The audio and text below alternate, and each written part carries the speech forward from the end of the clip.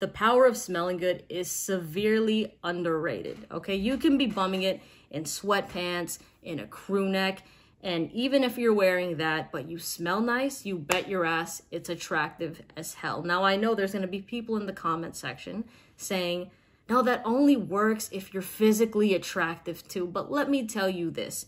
Typically, in like all public spaces or even schools, at work, when the boss isn't looking and when people are by themselves, they are typically glued to their phones, right? Their eyes are trained on their phones.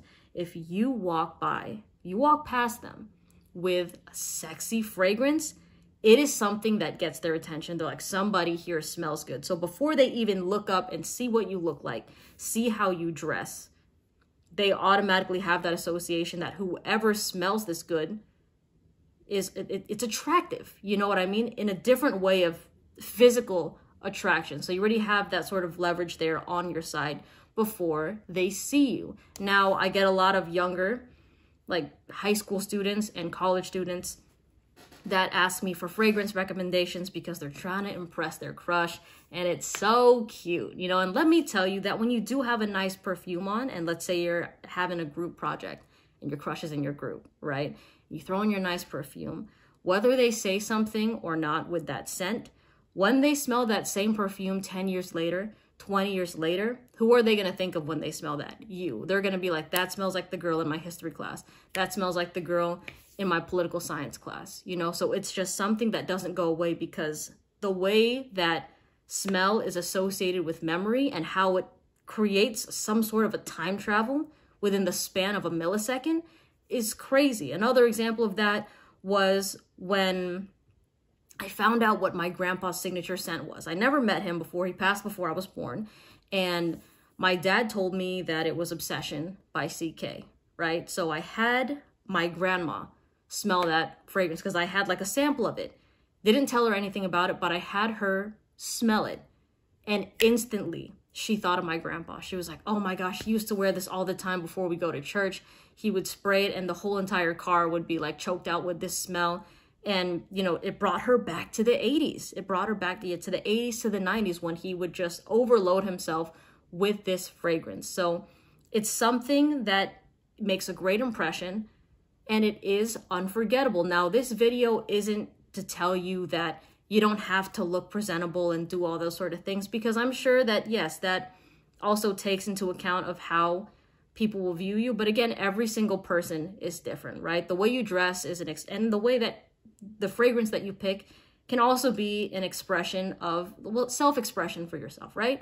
But yeah, I'm not saying to neglect all the other things. And just quick asterisk in this video that when you wear a fragrance, you're not wearing it to mask any odor. Like, smelling good and having good hygiene is the bare minimum here. Then you throw on a fragrance and it amplifies it more. You don't use it to cover up an odor that you just don't want people to pick up on, because I swear to you, people will notice.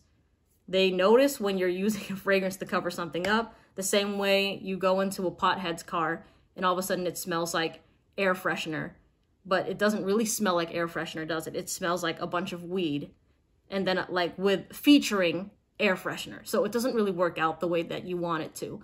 But yeah, this video is just to encourage that if you have the ability to go out and, you know, buy a fragrance, and especially for the younger crowd that do watch my videos, and even for an older demographic as well. A lot of people that get started wanting to wear fragrances do it because they also, you know, they want to be attractive, right? And yes, there are people that are going to be on here saying, well, like, you should just wear it for yourself and you wear it because you want to, not because of what anybody else thinks. And I totally get that, right? Of course, if you are going to wear something, you have to make sure that you yourself like it. But, you know, there is a reason why you started getting into wanting to smell good. And it's not just because you want to only smell good for you. A lot of those people that come to that conclusion already kind of went through their novice phase of wearing those mass appealing scents and, you know, getting attention that way. And then they start to kind of niche down and be like, you know what? I want a more bold fragrance. I want something nobody else is wearing. And I don't care what anybody thinks if I rock this one. That's kind of how the evolution of fragrances go for people that really get into the rabbit hole of it. But I was going to say something and I completely forgot what it was going to be. But I just hope that this video was, you know, somewhat encouraging of it, because I really do feel like smelling good is underrated, because the majority of people out here aren't really rocking fragrances to begin with. There's a lot of people that dress really nice and they have dope shoes and their style is awesome. You know what I'm saying?